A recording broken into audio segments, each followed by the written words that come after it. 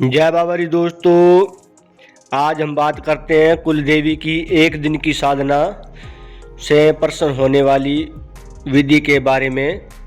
कि जिनको पता है हमारे घर की कुल देवी है ये है, और जिनको नहीं पता कि हमारे घर की कुल देवी कौन है, तो ये उपाय उन दोनों लोगों के लिए हैं। जिनको पता है उन लोगों के लिए भी, जिनको पता नहीं है उन लोगों के लिए भी। उपाय बहुत ही प्रभावशाली उपाय है। वीडियो को पूरा एंड तक देखना। कुल देवी क्या होती है? कुल देवी हमारी पीढ़ी दर पीढ़ी पूजी जाने वाली वो देवी है जिसने हमारे दादा के दादा दादा के दादा ने पूजा हो। वही कुल देवी मान लो हमारे वर्तमान पीढ़ी में चल रही हो तो उसे कुल देवी कहते हैं।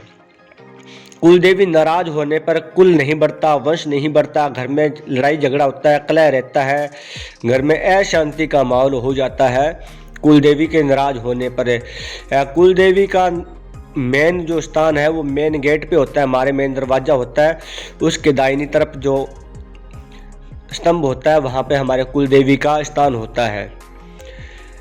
मान लो अगर कुल देवी हमारी नाराज है तो वो घर में वास नहीं होगा उनका, वो हमारे घर से पलायन कर जाती है, चली जाती है, चाहे कुल देवी हो चाहे कुल देवता हो।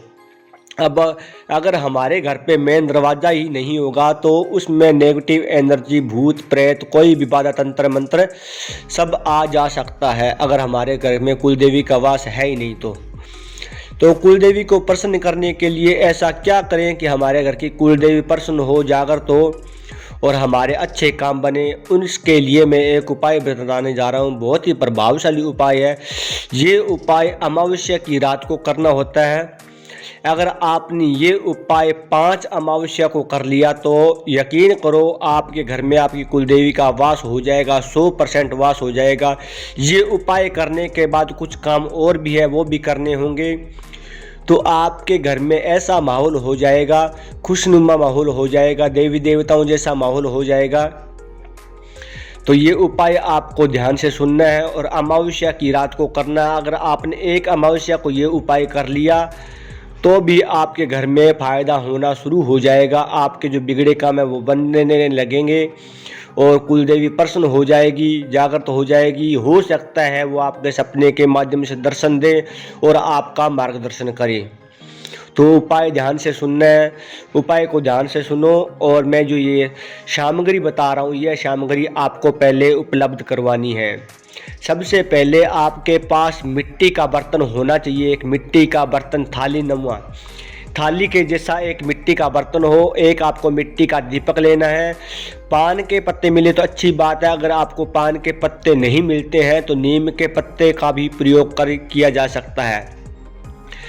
पान के पत्ते हो तो और ही उत्तम बात है। तो कोशिश यही रहे कि आपको पान के पत्ते मिल जाएं। हाँ, जो मिट्टी की थाली है वो आपको कुम्हार के पास मिल जाएगी।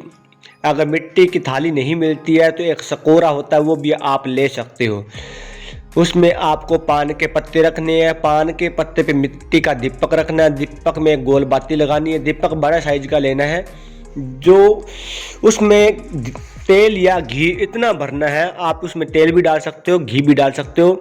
इतना भरना है कि वो पूरी रात जले, इतना आपको भर लेना है जो पूरी रात जलना चाहिए।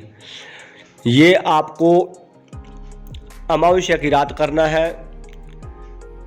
मिट्टी की थाली होगी, दीपक हो गया, पान के पत्ते हो गए, एक आपको हल्दी की गांठ लेनी है, 5 लौंग लेनी है, 5 इलायची लेनी है। जो 5 लौंग और 5 इलायची है वो दीपक के अंदर डालनी है, आपको बाहर नहीं रखनी। हल्दी की गांठ है वो बाहर रखनी है। चंदन का पाउडर है वो भी आपको बाहर रखना है। थोड़ी सी आपको भस्म लेनी है। आप घर में जब माता की या किसी देवी देवता की जोत जलाते हो, कंडे की जोत जलाते हो, उसकी जो भस्म होती है, भभूति होती है, वो भी उसके अंदर आपको ऐड करनी है। ये सामग्री आपको अमावस्या की रात लगभग 9 बजे के बाद ये उपाय करना है। आपको ये सारी चीज़ें उस थाली में रख कर उसमें आपको दीपक रखना है और दीपक जला देना है।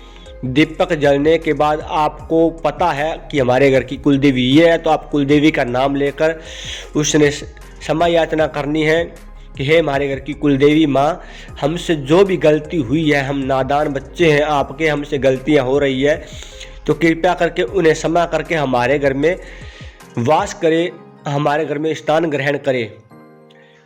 अगर जिनको नहीं पता है वो ऐसा बोल सकते हैं, हमारे घर की कुलदेवी या कुलदेवता जो भी है, हमें नहीं पता वो कौन है, अगर जो भी है वो स्थान ग्रहण करे, हम पे कृपा करे, प्रसन्न होए, हमारा मार्गदर्शन करे, ऐसा बोल के वो इस उपाय को कर सकते हैं। ये अमावस्या की रात्रि को ये उपाय करने के बाद जो सुबह जो दीपक है, थाली, जितना भी सामान है, वो सामान आपको ऐसी जगह रख कर आना है जहाँ पर किसी का पैर न लगे।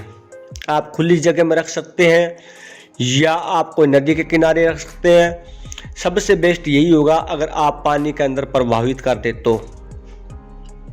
अगर आपके पास ऐसा कोई साधन नहीं है, नदी या नहर नहीं है, तो आप ऐसी जगह रख दो जहाँ पर किसी का पैर ना लगे, कहीं दूर खुली जगह में रखे हो।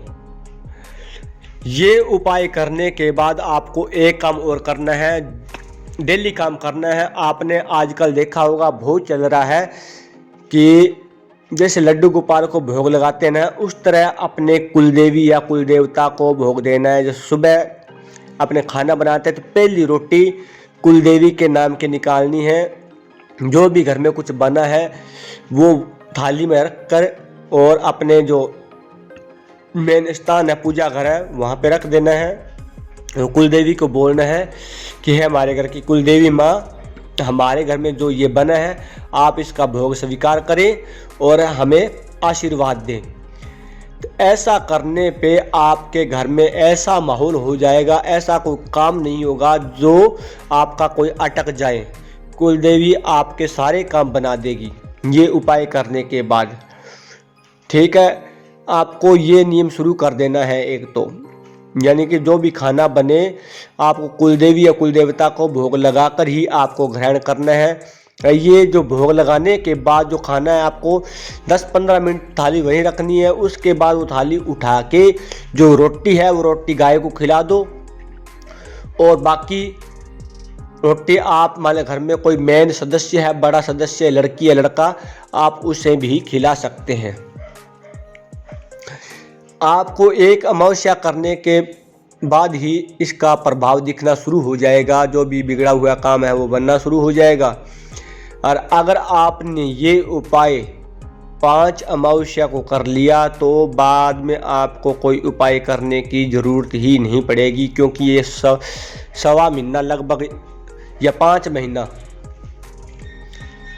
1.25 महीने के अंदर काम बनने बिल्कुल अच्छी तरह शुरू हो जाएंगे। और 5 महीने में तो आप ऐसा सोचोगे कि हमारे घर में ऐसा माहौल तो कभी था ही नहीं जैसा अब हो गया है। ध्यान ये रखना है कि कुलदेवी का जो सिद्ध पीठ है वहाँ जाना है आपको, वहाँ पे कुलदेवी का आपको धन्यवाद करना है, कुलदेवी के दर्शन करने हैं। जब भी आप कुलदेवी के स्थान पर जाओ तो आपको घर से भोग बनाकर लेके जाना है। जो भी आप अपने कुलदेवी को भोग लगाते हो, हलवा पूरी का हो या कोई अन्य कोई प्रसाद हो, तो वो आपको लेकर जाना है।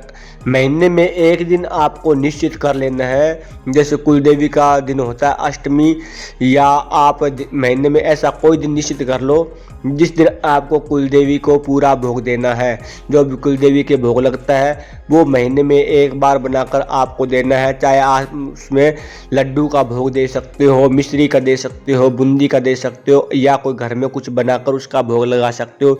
ये अगर महीने में एक बार आपने शुरू कर दिया तो आपके काम आसानी से बनने शुरू हो जाएंगे। आपको कोई दुख तकलीफ नहीं होगी, घर में शांति का वातावरण बन जाएगा। घर में अगर संतान उत्पन्न नहीं हो रही है तो संतान सुख भी मिलना शुरू हो जाएगा। अगर आपको हमारी वीडियो पसंद आई है तो चैनल को सब्सक्राइब करें, लाइक करें, कमेंट करें। अगली बार इस तरह की जानकारी लेकर फिर उपस्थित होंगे। तब तक के लिए जय बाबेरी, जय बाबेरी, जय बाबेरी शाह।